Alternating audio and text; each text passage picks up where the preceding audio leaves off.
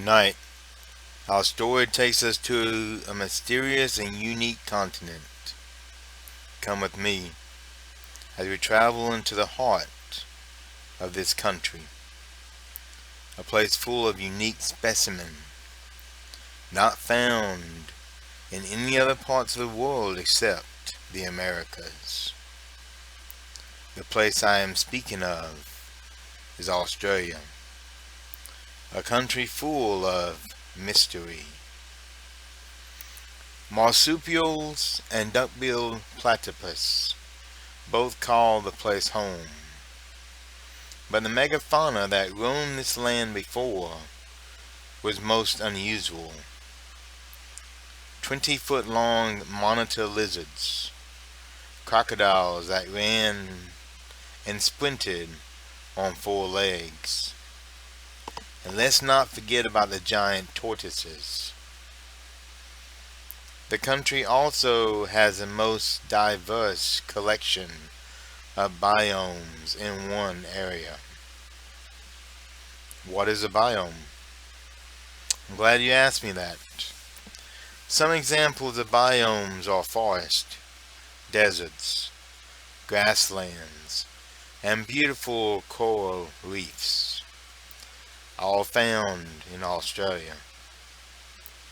But our story tonight is not about the land or the animals on it. No, my friend.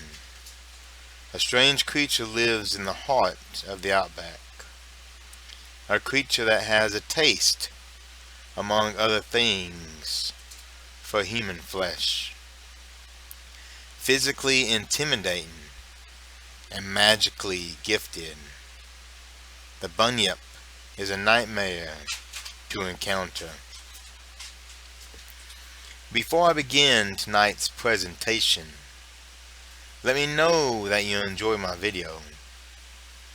You can do this simply by clicking like and subscribing to my channel if you have not already. My clothing store online is also found in the description below. It has some cool designs if you want to show off your apparel and support of the channel to family and friends. Be sure to return next week, as every weekend a new video of cryptids drops. Now on to tonight's monster of the hour. As a young man, I had the chance to visit the outback. The place was enormous, but I had limited time to explore, and it was on a guided tour. I did move to the country and married a nice lady from there. It was then that I would explore the outback in more depth and detail. On the days I could get away with nothing really pressing at the house to do, I would go hiking. I also befriended a tribe of locals and learned as much as I could from them. This is my tale of when I looked into the eyes of evil and yet survived the encounter. Me and some of the tribe was exploring an area near a beautiful river. It was a weekend trip I would never forget. You see, something was hiding in the water close by. It was large, had glowing eyes, jagged teeth, and a taste for raw human flesh. Although it consumes mostly women and children, anything crossing its path would do. It was late when we got to camp, so we decided to light a fire and get a restful night's sleep. Now the light will keep animals away. Well, most animals. But a good night's sleep was not meant to be.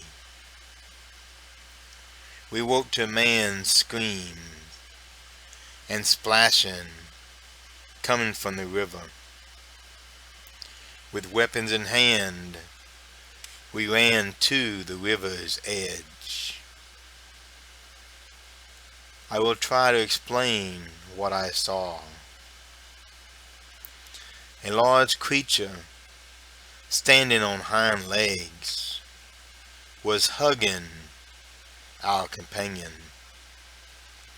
Large muscular arms squeezed the life of the man it embraced. With a dog's head, glowing eyes, and drool dripped down from the mouth, full of jagged teeth. This was a behemoth, covered in black and shaggy hair. Thick arms and legs, like a tree's trunk. Large hands that ended in sharp nails. Our companion stopped struggling and was simply squeezed to death. A hug so tight, his chest and lungs could not expand, and he died a short, quick, but painful death. We shouted and threw spears. I drew both pistols and fired. It ignored the attack, and with one quick movement bit into the man's neck. The head was decapitated as easy as you would break a toothpick. Then it looked at us, those red eyes shining full of hate, our way. We pulled our knives and ran toward the creature, determined to end its miserable life. But we never got to the devil. The river itself rose against us. A massive wave smashed into a man and slammed him hard into a tree. The man never moved again. His head split open like hitting a watermelon with a baseball bat. The river itself rose again into another wave and sent us tumbling into the camp. We then heard the strangest sound, like a bird dying. Later I was told that was the sound of the bunyip. We're slow getting back up, but ran back to the river's edge. The bodies that were there were now gone, carried away as easy as you would a small tree branch. They were in a watery grave now, ready to serve as a meal to the creature. I never understood before, but now I know why. I know why Bunyip means devil. That was years ago, but I still enjoy hiking and camping in the outback.